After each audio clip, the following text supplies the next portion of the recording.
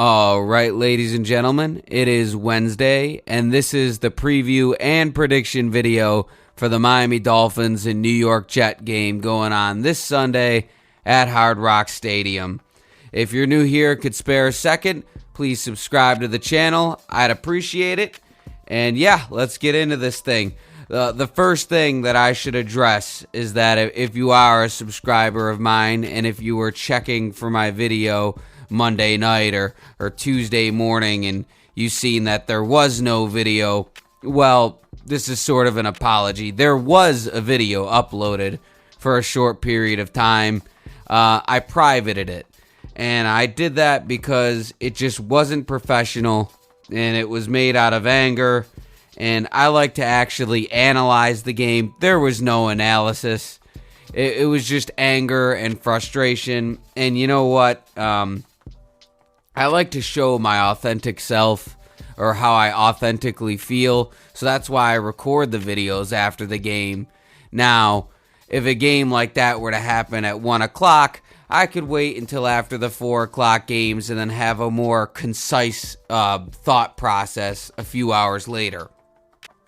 But with the game ending at 11:30 p.m., I didn't have time to stay up and really take that all in. I was just pissed off, and I just blabbered for a minute and a half and ended the video, and then I went back and I was like, yeah, this sucks. It sucks, and it wasn't there's not something I want out there. So I could have came back and made a video Tuesday morning, but it's the next day. Might as well leave that game in the past. I don't even want to talk about it. Let's just move on from that disaster. Although, it happened. It's part of the reality of the Dolphins season, and it makes this division a race again.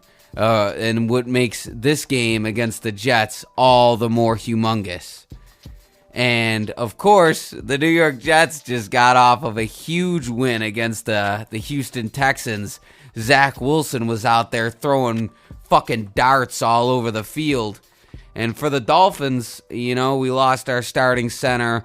Jerome Baker's still not going to be available, but, we'll see about Armstead and Rob Hunt. We might not even have Tyreek Hill, so who knows what's going to happen here with this Dolphin-Jet game. However, what I will say is we're going to find out.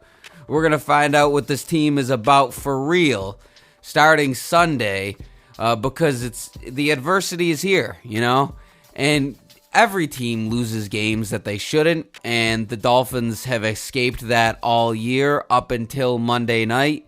And I think the part that stings isn't that they lost, because had that game went in the direction that it was looking to go to and the Dolphins just lost 16 to 13 or something, I don't think there would be the level of outrage and what the hell is going on, as opposed to that absolute collapse that we experienced. And you could tell, in the last couple Mike McDaniel conferences, his energy is no longer bubbly.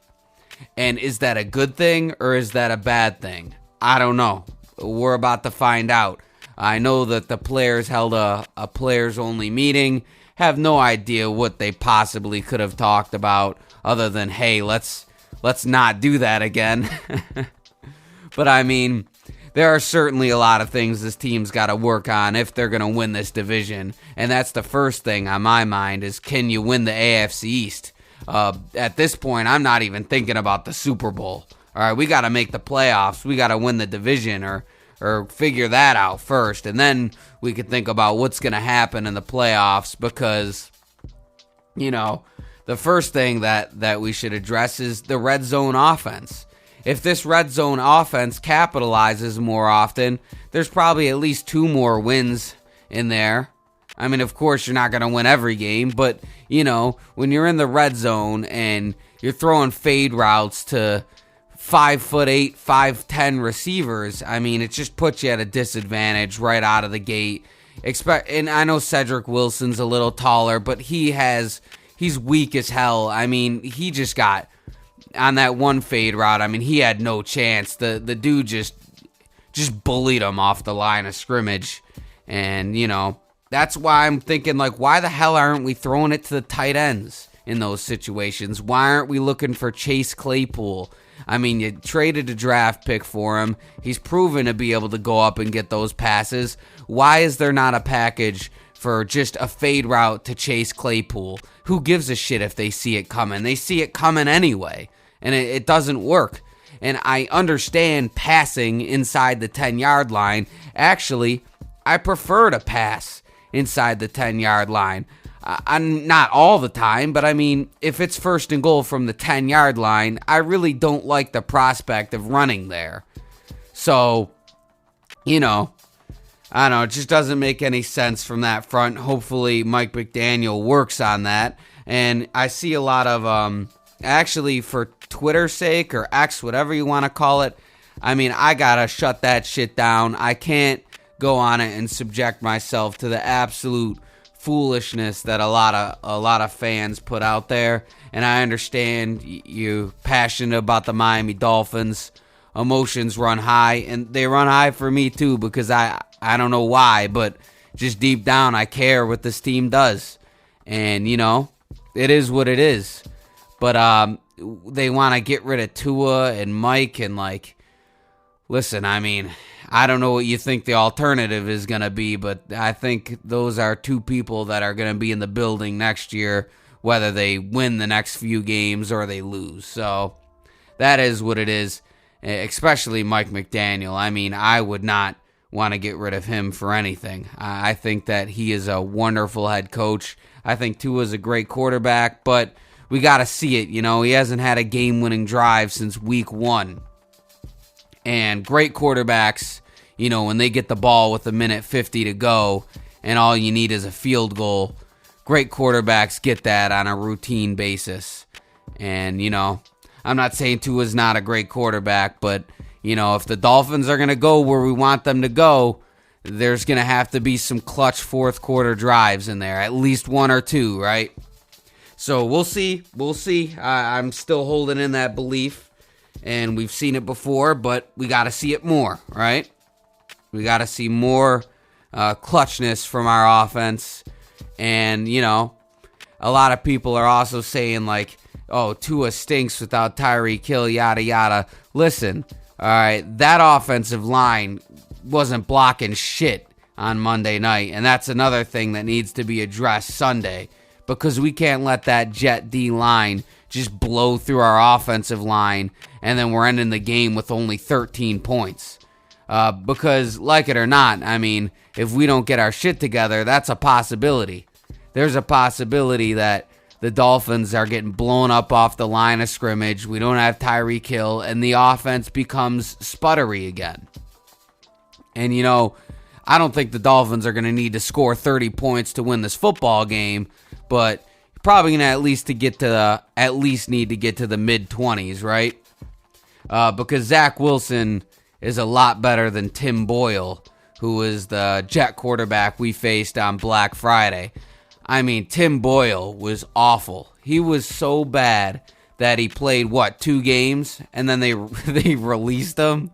I mean, that was a gimme win right there, right? The Jet offense couldn't figure anything out, and I'm not saying that they're world beaters right now, but the competition stepped up now. The Jets are going to be at least a little bit better on offense than they were Black Friday. So with that being said, we turn our attention to the defense, who also really let off the gas pedal Monday night. They deserve a good share of the blame too, letting DeAndre Hopkins run wide open. I mean, what the hell? I mean, that's insanity. You can't let Garrett Wilson do that to you, because he might not be able to catch like DeAndre, but I tell you what, you give him all that open field, he might be housing some of those suckers. So, we're really going to find out a lot about this Dolphin team Sunday, and I look forward to it. And I imagine that a lot like all of you, we're going to be watching with our arms crossed, not saying a damn word, because, we want to see how this team responds to one of the worst losses that they've taken in years. And I know I spent a lot of time talking about the Titans game, even though I'm previewing the Jets game. But that's what it's about. At this point, it's about responding to that game. And, they're either going to come out swinging and they're going to be angry and they're going to play phenomenal football, and we're going to come back and go, listen, they made up for that shit show that we seen Monday night, or they're going to fold. And I'm going to be here Sunday evening, rain, snow, or shine, to give a full reaction. So, my prediction is that the Dolphins get it done. I think it's going to be somewhere in the middle. I think it's going to be a better ending. I see the Dolphins winning this game 24-20 against the New York Jets. But, I'm not even that confident right now, to be honest with you. I think I was a lot more confident going into some other games this year, where now I think a lot like the Dolphin fans that listen to my videos, we're skeptical. Our skeptics have been raised, whereas before we were like, yeah, this team is damn good and for real. Now it's kind of like, all right, I'm feeling a little skeptical here, because after this Jet game, it's on. It is on. And plus those Buffalo Bills, man, they're right there behind us. And they're playing their best football of the season. So, I did see something online. Even if the Dolphins lose the next 3 games and the Bills win their next 3, that Week 18 game is still going to be for the division. So, one way or the other, I'm looking forward to that one, but, it's not up to me to look forward. The Dolphins players can't look forward. We gotta figure it out here. We gotta take care of these New York Jets, and next time I see you will be Sunday, and hopefully it'll be a better mood for all of us. We'll be able to put that shit show on Monday behind us, and I still I owe an apology. I feel terrible about that video I dropped Monday night. I know a couple people commented and agreed with my frustration, but it was just, I couldn't keep it up. I just couldn't. I should have went back and remade it, but I just didn't have the soul. I didn't have the soul, so I failed you. It is what it is. I failed you. I'm still learning as I go, but all right, you got my word. I'll be here Sunday no matter what, right? All right, I appreciate anyone that takes the time to listen. I'll see you Sunday.